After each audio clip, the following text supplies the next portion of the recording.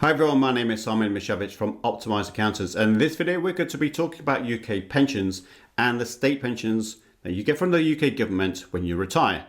And there is something called the triple lock increase, and we'll talk about that, what it means. But it's more important for you to consider, what if you leave the UK? What happens to your UK state pension?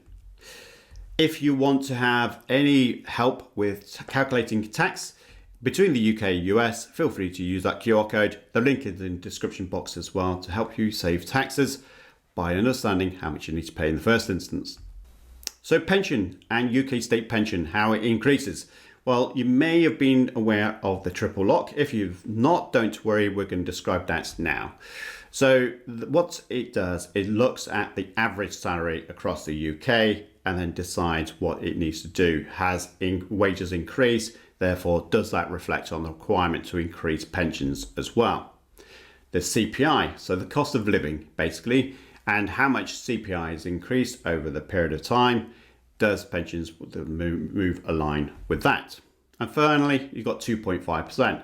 And that basically the government will look across all this and say, okay, we need to now take into account the average salary, CPI 2.5%, and increase pensions accordingly. And that's great because anyone that is into these state pensions from a UK tax perspective, then you will be benefiting from these increases.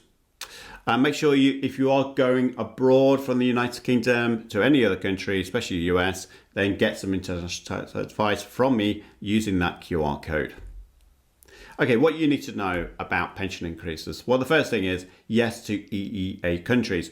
So if you are moving in Europe, basically, this triple lock will continue to benefit you.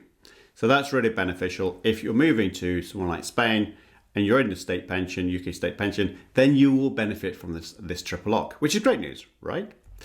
However, if you are going to what they call Commonwealth countries, Canada, Australia, New Zealand, etc., then the triple lock is now being removed. You do not get the increases. So where you might have benefited it if you stayed in the UK or in Europe, you will not benefit from the triple lock if you move to the Commonwealth countries. Yes to agreements. So there are tax treaties whereby they talk about pensions and other financials.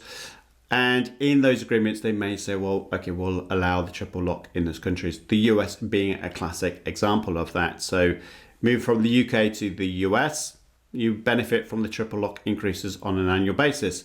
Move from the UK to Australia, you do not. So make sure you get some advice from us when you're moving countries to understand what this implication is by moving countries from a tax perspective, but also from your pensions as well.